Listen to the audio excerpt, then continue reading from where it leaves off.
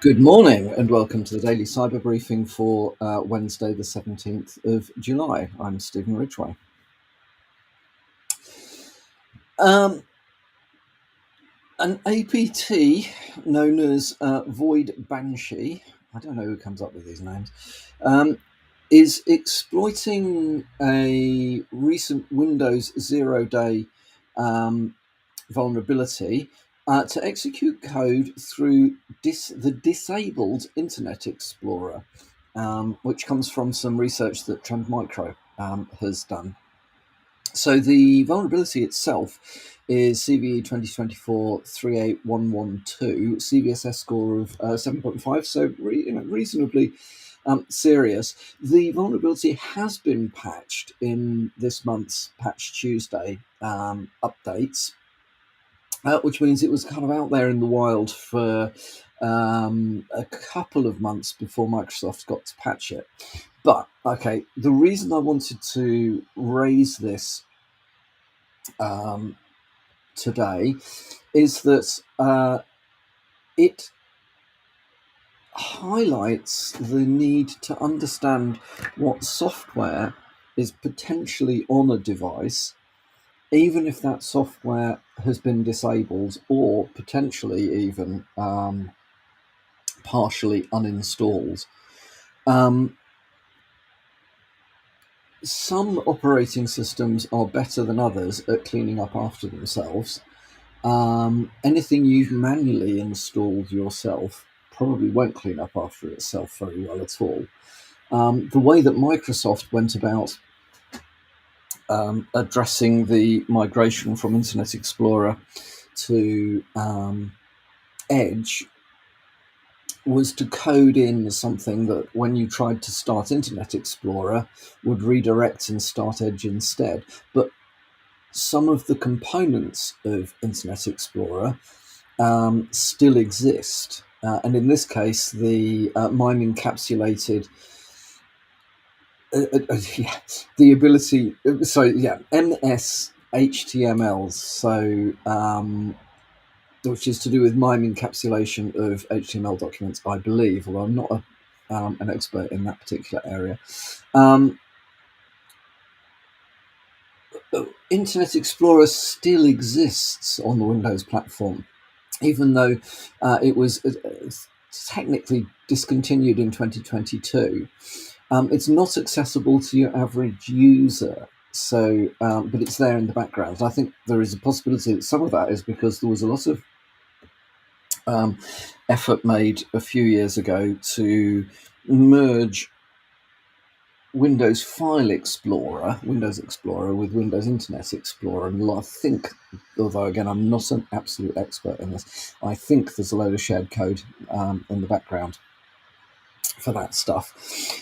Which does mean, though, that in this particular case, vulnerability has arisen in a component that you probably didn't even know was still there and certainly wouldn't have been expecting to use, which is a difficult situation to be in. So, what can you do about this? Well, you can't do very much about this particular one because this is kind of on Microsoft to fix it and tidy up behind themselves. But I would say having a proper understanding of what software is installed on your devices, be those servers,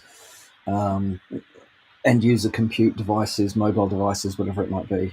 Make sure you actually understand what's there, and have some method by which you can check that when you actually delete things, they actually are properly deleted or removed, and that there are no legacy bits of applications still floating around. I think actually generally Windows is fairly good.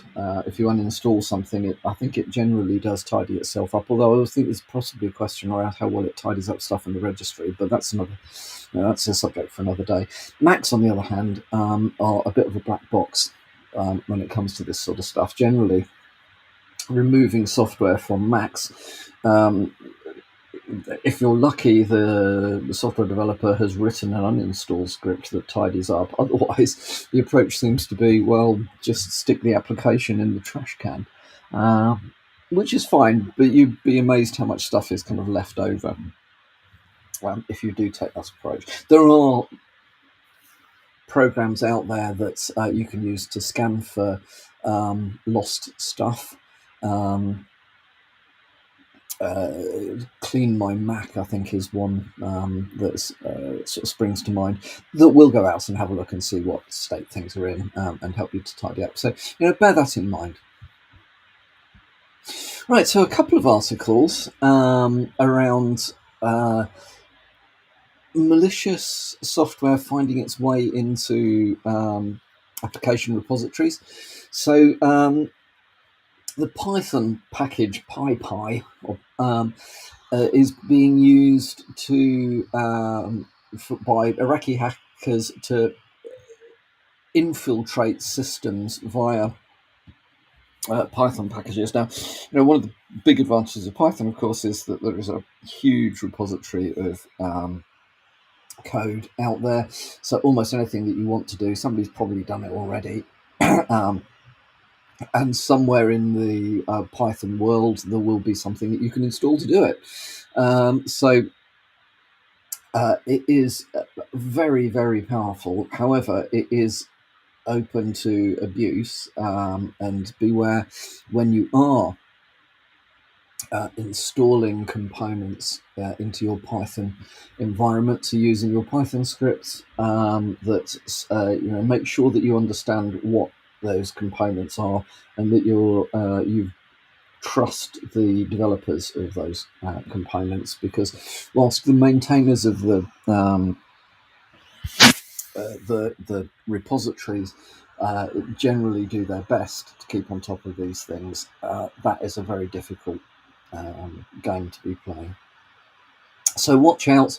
The article, HackRead article, has got some indicators of stuff to look out for, some specific package names to look for. If you are using any of those, be aware they are quite possibly, almost probably, malicious.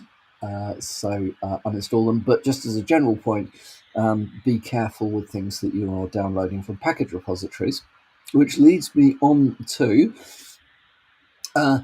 malicious NPM packages have been found using image files to hide backdoor code. So similar sort of thing. Be careful with components that you are downloading from these package repositories. Have a read both these articles, the NPM articles and Hack and News. Again, it's got some good indicators of indicators of compromise, as it were, with this stuff. So have a look.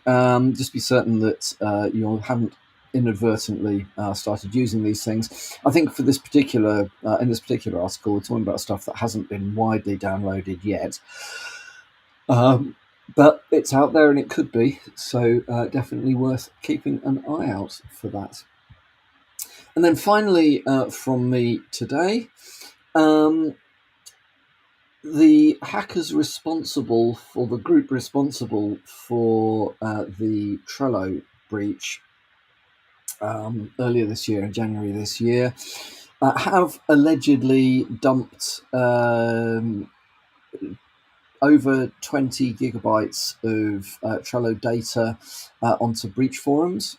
So at least allegedly the information includes user IDs, usernames, full names, profile URLs, status information, settings, limits, associated board memberships, and 15 million email addresses.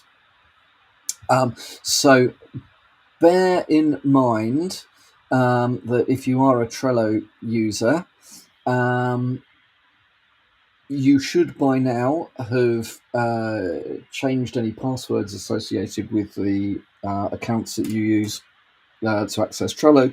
And also, if you've reused your reused passwords for the same email address between Trello and other platforms. Firstly, that's a bad idea. Don't do it. And secondly, if you have done that, go and change those as well, because the password spraying type stuff, or the just reuse of breached username password pairs is very high.